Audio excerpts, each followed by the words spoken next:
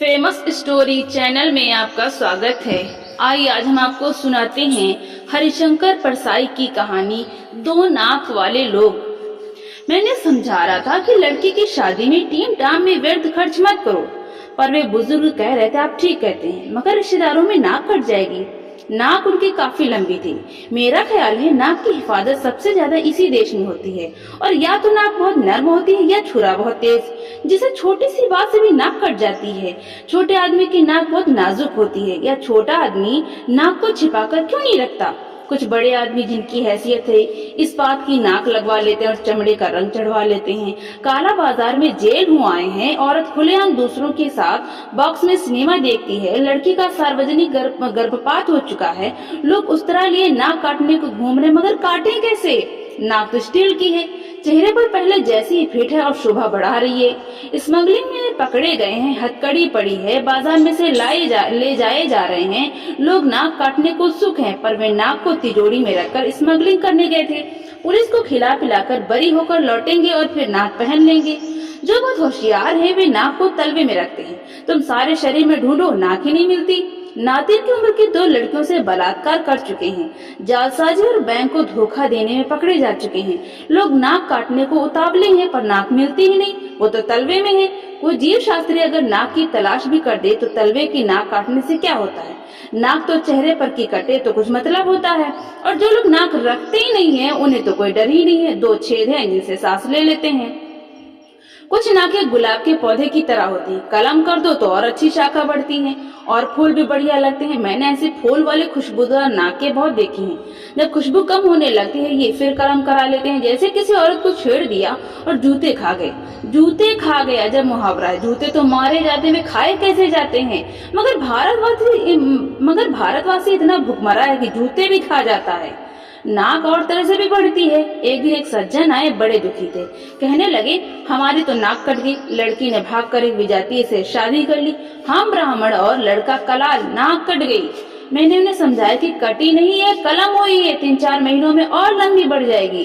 3-4 महीने बाद वे मिले तो खुश थे। नाक भी पहले से लंबी हो गई थी। मैंने कहा नाक तो पहले से लंबी मालूम होती है। वे बोले हाँ कुछ बढ़ गई है। काफी लोग कहते हैं आपने बड़ा क्रांतिकारी काम किया। कुछ बिरादरी वाले भी कहते हैं इसलिए नाक बढ़ गई है। कुछ लोग मैंने देखे हैं जो कई साल अपने शहर की नाक रहे। उनकी नाक अगर कट जाए तो सारे शहर की नाक कट जाती है। अगर उन्हें संसद का टिकट ना मिले तो सारा शहर नकटा हो जाता है। पर अभी मैं एक शहर गया तो लोगों ने पूछा फला साहब के क्या हाल है। वे शहर की नाक हैं। तब एक मस्खरे ने कहा हाँ साहब वे अभी भी शहर की नाक है, मगर छिड़की हुई। यह विभत्स रस है। रस सिद्धांत प्रेमियों को अच्छा लगेगा, मगर बाद में उन सज्जन की कर रहा था जो मेरे सामने बैठे थे। लड़की की शादी पुराने ठाट से ही करना चाहते थे। पहले वे रईस थे, यानी मध्यम हैसियत के रईस। अब गरीब थे। बिगड़ा रईस और बिगड़ा घोड़ा एक तरह के होते हैं, दोनों बौखला जाते हैं। किससे उधार लेकर खा जाए ठिकाना नहीं। उधर बिगड़ा घोड़ा किसे को चल दे ठिकाना नहीं। आदमी को बिगड़े रईस और बिगड़े घोड़े दोनों से दूर रहना चाहिए।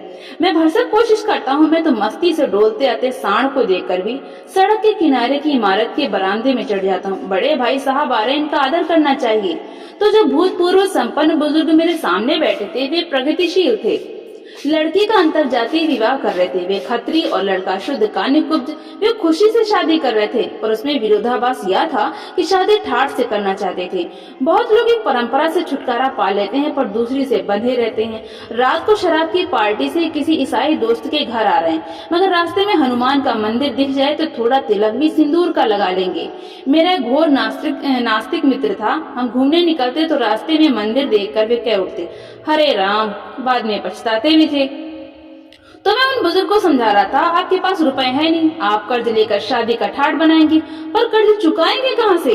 जब आपने इतना नया कदम उठाया है कि अंतरजातीय विवाह कर रहे हैं तो विवाह भी नए ढंग से कीजिए। लड़का कान्यकुब्ज का है, बिरादरी में शादी करता है तो कई हजार उसे मिलते। लड़के शादी के बाजार में मवेशी की तरह बिकते हैं। अच्छा मालवी बैल और हरियाणा की भैंस ऊंची कीमत पर बिकती है। लड़का इतना त्याग तो लड़की के प्रेम के लिए कर चुका, फिर भी वो कहता है अदालत जाकर शादी कर लेते हैं, बाद में एक पार्टी कर देंगे। आप आर्य समाजी हैं, घंटे भर में रास्ते में आर्य समाज मंदिर में वैदिक रीति से शादी कर डाली, फिर 300-400 रुपयों की पार्टी दे डाली। लड़के को एक पैसा भी नहीं चाहिए, लड़की के कपड़े वगैरह मिलाकर शादी 1000 में हो जाएगी। वे कहने लगे, बात आप ठीक कहते हैं, मगर रिश्तेदारों को तो बुलाना ही पड़ेगा, फिर वे जब आएंगे तो इज्जत के ख्याल से सजावट, खाना, भेंट वगैरह देनी होगी। मैंने कहा, आपका यहाँ तो कोई रिश्तेदार है नहीं, वे हैं कहाँ? उन्होंने जवाब दिया, वे पंजाब में है, पटियाला में 3 करीबी रिश्तेदार हैं, कुछ दिल्ली में है, आगरा में है। मैंने कहा, जब पटियाला वाले के पास आपका निमंत्रण पत्र पहुंचेगा तो पहले तो वो आपको 10 गालियां देगा। मई का यह मौसम, इतनी गर्मी, लोग तड़ातड़ उल्लू से मर रहे हैं, ऐसे में इतना खर्च लगाकर जबलपुर जाओ, कोई बीमार हो जाए तो और मुसीबत। पटियाला या दिल्ली वाला आपका निमंत्रण पाकर खुश नहीं दुखी होगा, निमंत्रण पत्र ना मिला तो वो खुश होगा और बाद में बात बनाएगा, कहेगा आजकल जी डाक की इतनी गड़बड़ी हो गई है कि निमंत्रण पत्र ही नहीं मिला, वरना ऐसा हो सकता था कि हम ना आते। मैंने फिर कहा, मैं आपसे कहता हूँ कि दूर से रिश्तेदार का निमंत्रण पत्र मुझे मिलता है तो मैं घबरा उठता हूँ, सोचता हूँ जो ब्राह्मण 11 रुपए में शनि को उतार दे, 25 रुपए में सगोत्र विवाह करा दे, मंगली लड़की का मंगल 15 रुपयों में उठाकर शुक्र के दायरे में फेंक दे, वो लग्न सितंबर से लेकर मार्च तक सीमित क्यों नहीं कर देता? मई और जून की भयंकर गर्मी की लगने गोल क्यों नहीं कर देता? वो कर सकता है। और फिर ईसाई और मुसलमानों में जब बिना लग्न शादी होती है तो क्या वर वधू मर जाते हैं? 8 प्रकार के विवाहों में जो गंधर्व विवाह है वो क्या है? वो यही शादी है जो आज होने लगा है कि लड़का लड़की भागकर कहीं शादी कर लेते हैं। इधर लड़की का बाप गुस्से में पुलिस में रिपोर्ट करता है कि अमुक लड़का हमारी नाबालिग लड़की को भगा ले गया है, मगर कुछ नहीं होता क्योंकि लड़की मैट्रिक का सर्टिफिकेट साथ ले जाती है जिसमें जन्म तारीख होती है। वे कहने लगे, नहीं जी, रिश्तेदारों में नाक कट जाएगी। मैंने कहा, पटियाला से इतना किराया लगाकर नाक काटने इधर कोई नहीं आएगा, फिर पटियाला में कटी नाक को कौन इधर देखेगा, काट ले पटियाला में। वे थोड़ी देर गुमसुम बैठे रहे। मैंने कहा, देखिए जी, आप चाहे तो मैं पुरोहित हो जाता हूँ और घंटे भर में शादी करा देता हूँ। वे चौंके, कहने लगे, आपको शादी कराने की विधि आती है? मैंने कहा, हाँ, ब्राह्मण का बेटा हूँ, बुजुर्गों ने सोचा होगा कि लड़का नालायक निकल जाए और किसी काम धंधे के लायक न रहे तो इसे कम से कम सत्यनारायण की कथा और विवाह विधि सिखा दो।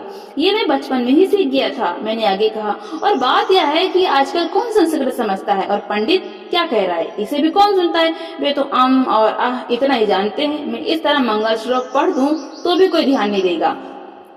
Om Jack and Will went up the hill to fetch a pail of water. Om Jack fell down and broke his crown and Will come trembling after Puryasada Mangalam. इसे लोग वैदिक मंत्र समझेंगे। वे हंसने लगे। मैंने कहा, लड़का उत्तर प्रदेश का कानिकुब्ज और आप पंजाबी के खत्री, एक दूसरे के रिश्तेदारों को कोई नहीं जानता। आप एक सलाह मेरी मानिए, इससे कम में भी निपट जाएगा और नाक भी कटने से बच जाएगी। लड़के के पिता की मृत्यु हो चुकी है, आप घंटे भर में शादी करवा दीजिए।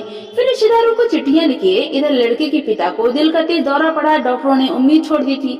2-3 घंटे वे किसी तरह जी सकते थे। उन्होंने इच्छा प्रकट की कि मृत्यु के पहले लड़के की शादी हो जाए तो मेरी आत्मा को शांति मिल जाएगी।